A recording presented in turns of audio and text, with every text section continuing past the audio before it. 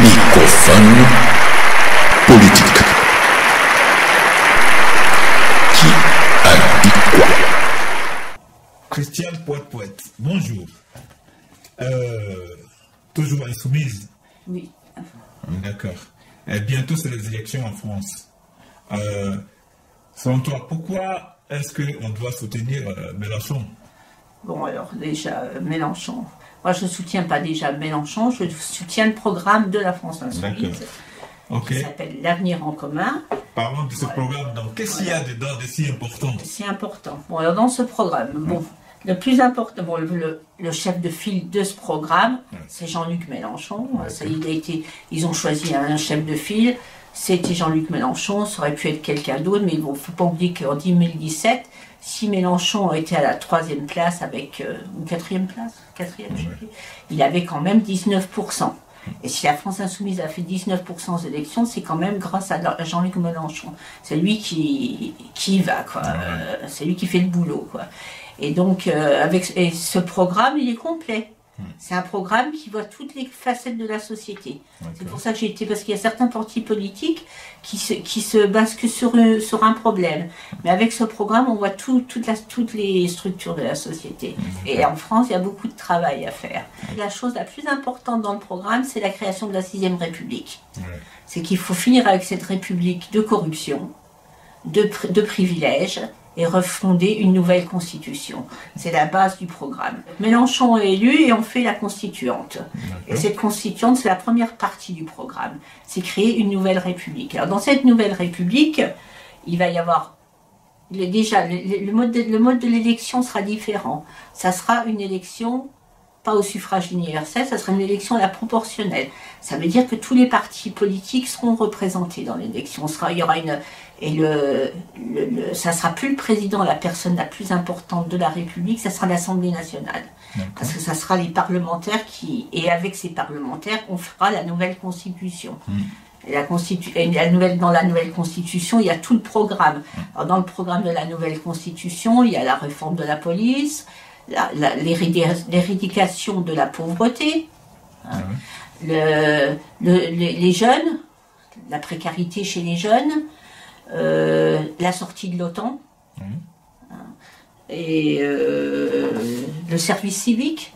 C'est vraiment des choses, l'égalité homme-femme dans le travail. Quand tu travailles, un homme ou une femme, tu fais le même travail, tu dois avoir le même salaire.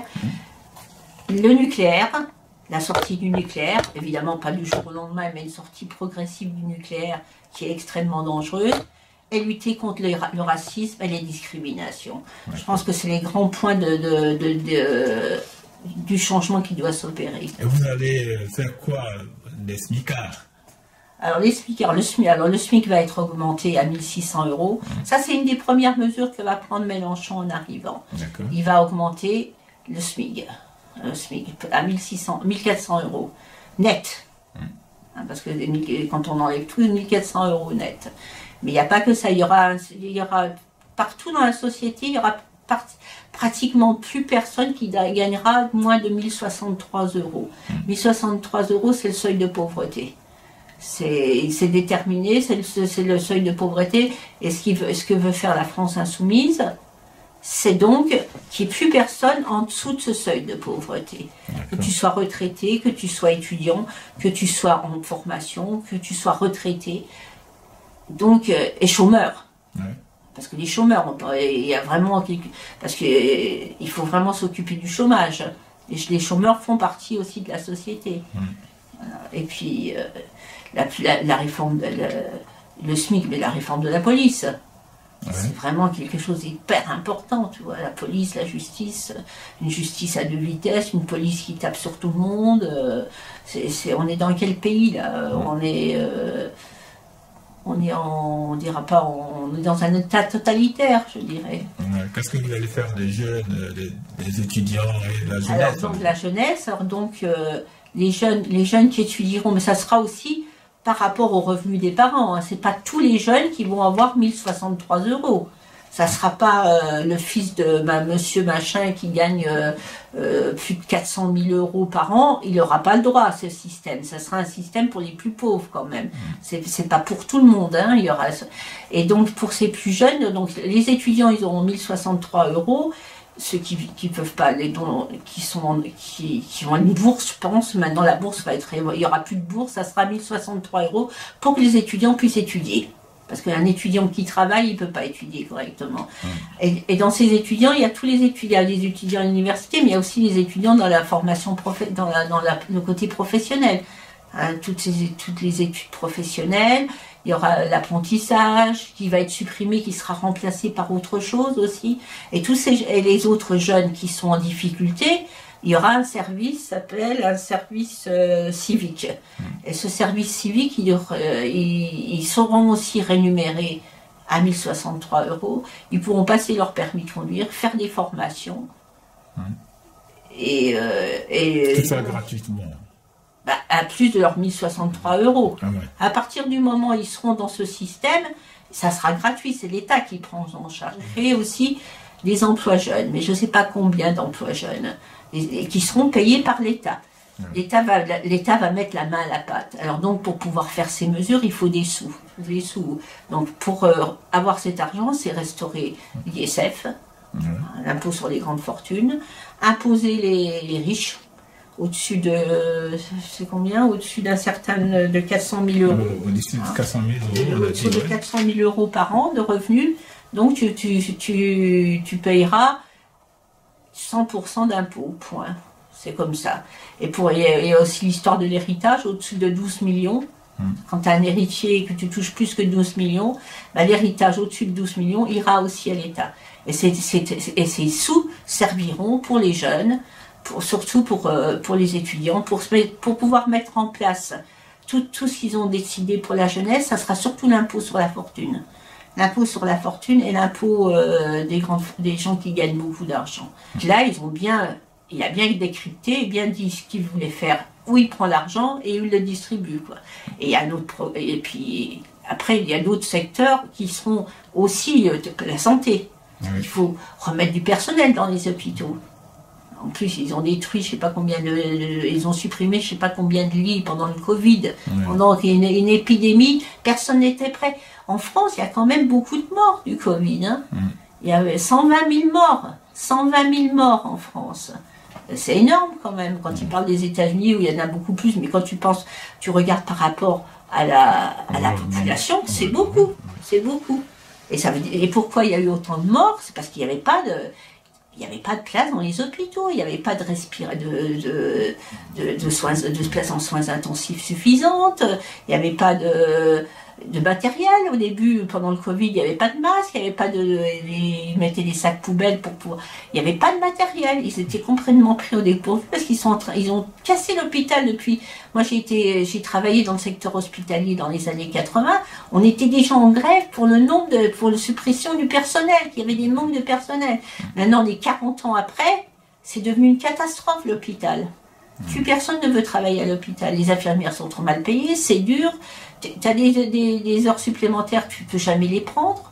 Tu ne peux même pas prendre tes RTT. C'est dramatique ce qui se passe à l'hôpital. Et le Covid, ça montre vraiment que notre système de santé, il s'est cassé la gueule.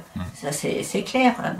Ça peut rentrer dans le bilan du président actuel, non? Bon, oui, de toute façon, on va parler du bilan de Macron. J'ai le nombre de lits. Alors, je vais prendre mon petit papier.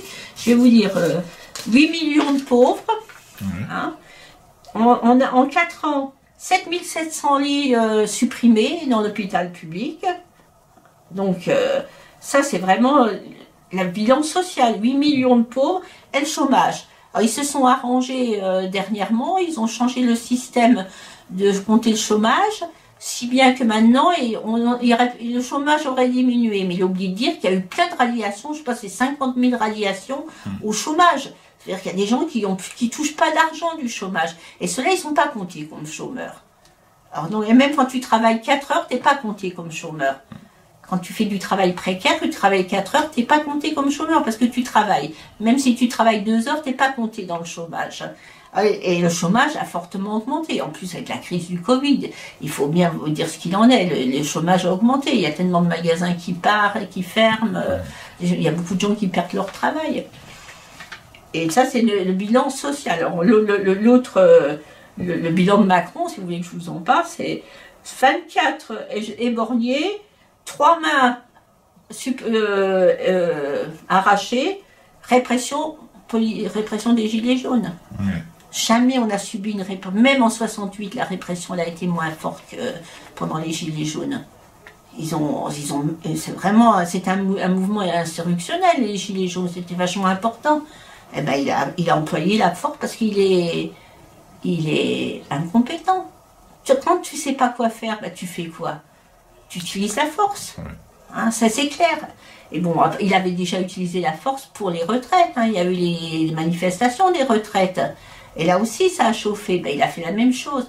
Et après, ça sera le tour des écolos. Parce que le jour où les jeunes, ça a déjà commencé, les jours où les jeunes vont aller dans la rue pour le climat, il ne les a pas encore trop réprimés. Mais ça commence. Comme il ne maîtrise pas la situation, il réprime. Il ne sait rien faire d'autre. Alors, et donc...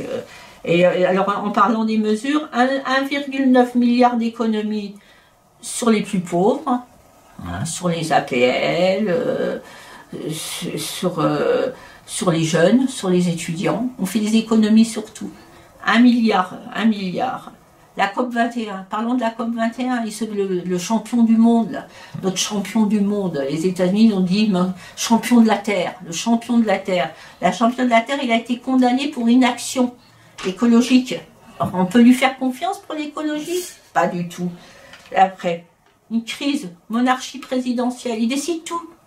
Il décide tout. Il y a un petit conseil de défense, ils sont 10 à tout décider. Le Parlement est au courant de rien. De toute façon, ils ont la majorité, mais même, normalement, quand tu vas faire la guerre, quand tu décides comme l'histoire avec l'OTAN en ce moment, tu décides que tu vas prendre des mesures. Tu dois conseiller, tu dois réunir tous les députés, pour parler de ce que tu vas faire. On réunit personne, on décide tout seul. De toute façon, il décide tout seul. Il part voir Poutine, il va tout seul. Personne ne lui a demandé d'aller voir Poutine. Il se prend pour, je sais pas, il se prend pour Dieu. Il se prend pour Dieu Macron. Okay.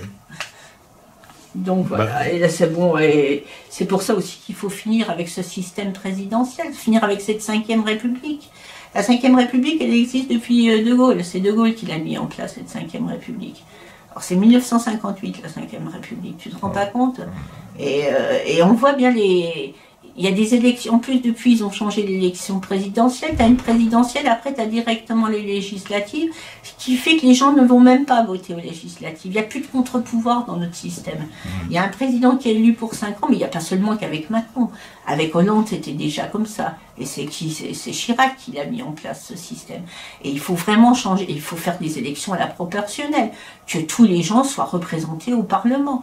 T'as un parti comme le Front National qui a fait 22% aux dernières élections, qui à l'Assemblée nationale, je sais pas, ils ont 6 députés. C'est pas normal.